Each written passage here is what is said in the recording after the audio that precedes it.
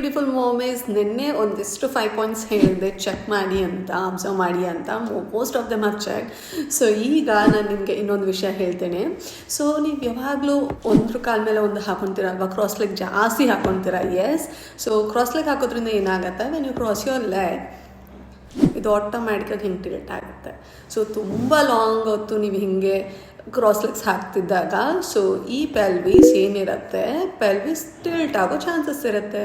So pelvis tilt ಆದಾಗ ಆಟೋಮ್ಯಾಟಿಕ್ಕಾಗಿ so ಈ ಬೋನ್ ಮೇಲೆ ಸ್ಟ್ರೆಸ್ ಬೀಳುತ್ತೆ. This gets compressed. ಸೊ ಇದು ಕಂಪ್ರೆಸ್ ಆದಾಗ you will feel discomfort, back pain ಬರೋ ತುಂಬ ಚಾನ್ಸಸ್ ಇರುತ್ತೆ.